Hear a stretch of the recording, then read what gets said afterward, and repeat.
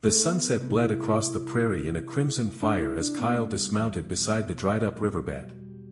Dust, kicked up by his horse's hooves, settled slowly, shrouding everything in a gray haze. The wind howled, slicing through him and whispering of the approaching winter. He felt exhausted.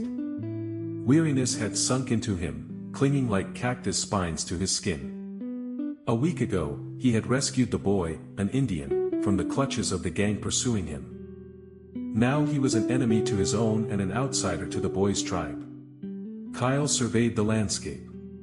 The wasteland, stretching to the horizon, seemed a silent witness to his solitude. The rocks, sculpted by wind and time, resembled predatory beasts, lying in wait. Their grim silhouettes seemed to watch him from above, waiting. Kyle knew he had no one to rely on but himself. He hadn't seen the bandits for 3 days, but he felt their presence, like a premonition of a coming storm. Their hatred, cold and ruthless, hung in the air like campfire smoke, acrid and suffocating. He remembered the day he first encountered them, a gang that appeared as if from nowhere, bursting from behind the rocks, weapons at the ready. He remembered the young boy, his eyes full of fear, fleeing from them like a hunted animal. Kyle's heart ached with pity, and without a second thought, he spurred his horse toward the chase. A shot whizzed past, whistling close to his ear. Then he returned fire. Now, he sat on the ground, by the fire, building it up. The boy he had saved sat nearby, sheltered in the shade of a massive boulder. His dark face seemed to betray no emotion, remaining calm and serene. He said nothing. Not a single word had passed his lips since Kyle had pulled him from the fierce gunfire.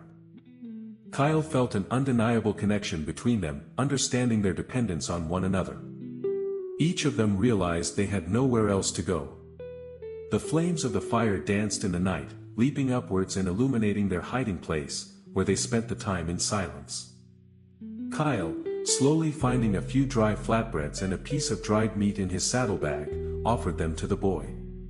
Without a word, he accepted the offered meal. His movements were measured, but a hidden wariness was present, like that of a wild beast accustomed to danger for centuries. Kyle knew it would be a long journey to earn the trust of this child. Night descended upon the prairie, cloaking them in a thick, impenetrable darkness. Cold and indifferent stars, like a scattering of diamonds, twinkled in the celestial dome. The wind intensified, piercing everything with its icy breath. It howled in the crevices of the rocks, as if lamenting their joyless fate, painting pictures of impending misfortunes in the mind. Kyle listened to the night sounds, trying to catch the slightest changes. He heard the boy, curled up, tossing in his sleep, his interrupted breathing mixed with the howling wind, creating a strange, anxious melody. When the first rays of the sun, like golden arrows, touched the earth, they set off on their journey. Kyle, feeling anxiety in his chest, knew they needed to get as far away as possible from the place of the recent conflict, from the bloody traces that had not yet had time to fade away. He led his horse cautiously, constantly surveying the surroundings, looking for signs of danger. The boy walked beside him, silent as a shadow, his young face etched with confusion and fear. Kyle was one of those born with a weapon in their hands, a life inextricably linked to the wild, unforgiving West. He was a hunter, an experienced trapper, capable of surviving in the harshest conditions, sometimes even participating in cattle drives, risking his life for a living. His life had been a series of dangers and adventures, but now, more than ever, he felt responsible for this small traveler walking beside him on the unfamiliar road. He knew the price of survival in this wild land, he could read the signs that nature left behind, and he unerringly sensed the approach of danger. And he knew his life had changed forever the day he saved the boy. They moved west, delving deeper and deeper into the wild lands. Kyle tried to stay away from the beaten paths, avoiding any sign of civilization. He understood that bandits would be searching for him, that they would stop at nothing to avenge the deaths of their comrades. But he couldn't abandon the boy. The weight of responsibility gnawed at him, as if this boy were his own son. The days stretched on agonizingly long, filled with the monotony of the trail, the hunt for meager game, and the rare, precious moments of silent companionship. Kyle taught the boy the basics of survival, showing him how to find water, how to start a fire, how to navigate by the stars in the night sky. The boy, in turn, opened his own world to him, the world of the Native Americans, a world of secrets and ancient knowledge passed down orally for many generations. Their silence gradually melted away, giving way to rare fragments of phrases, at first short and clipped, as if painfully spat out, then becoming more expansive, allowing them to peer deeper into each other's souls. Kyle learned the boy's name was Tava, which, translated from his native tongue, meant falcon. The name seemed to foretell his swift spirit and freedom-loving nature. Tava told Kyle about his tribe, about ancient traditions passed down from generation to generation, about a faith that permeated every aspect of their lives. In turn, Kyle shared his memories of family, of a warm home, of what he'd left far behind, in a different reality unknown to Tava. One day, as they camped at the foot of majestic mountains, Tava pointed out a rock carved with ancient drawings to Kyle. Upon it, carved by the hands of unknown artisans, were images of animals, depicting hunting scenes, and intricate symbols that held deep, sacred meaning for his people. Tava patiently explained to Kyle the significance of each sign, unveiling a whole world about which Kyle had previously had not the slightest idea.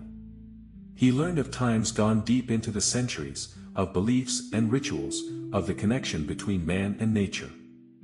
Their relationship slowly but surely changed, growing from forced cooperation into something more than just companionship. They increasingly trusted each other, relying on each other in a variety of situations. Kyle felt how Tava became his brother, a kindred spirit, despite the vastly different paths that had brought them to this place. And he knew he was ready to stand for him to the last drop of blood. One day, as they were crossing a wide river, Kyle suddenly noticed the tracks of bandits on the sandy bank. The tracks were completely fresh. Instantly sensing the approach of danger, Kyle ordered Tava to hide in the thick coastal thickets. He knew they faced a serious fight, and his heart hammered wildly in his chest. A premonition of the impending battle filled his soul with anxiety. He prepared meticulously for the encounter, hiding his horse in the shade of dense bushes, reloading his weapon, and checking each individual bullet. Kyle paused, waiting, peering into the surrounding shrubs. Soon, from behind the trees, like shadows, emerged the bandits. There were 6 of them, all appearing vicious and determined, with their weapons at the ready. Kyle knew he was in for a fight to the death. He was ready for the clash. Grabbing his rifle, Kyle, with one swift movement, sprang from his hiding place, immediately opening fire on his foes. His first shot, accurate and deadly, felled one of the bandits, bringing him crashing to the ground. The remaining men, enraged and consumed by a thirst for revenge, charged at him like wild beasts. A fierce gunfight erupted, the thunder of shots echoing through the gorge. Kyle, a seasoned marksman with a keen eye, struck down his enemies with deadly precision, sending them to their doom, one by one. But there were too many of them, a whole horde, and the odds were clearly stacked against him. He fired back, taking cover behind enormous, rough stones, feeling bullets whizzing past, barely missing his ear. Adrenaline surged through his veins, mingling with fear and resolve. He knew he had to hold out, to survive, at any cost, until Tava, his only hope, could escape and be safe.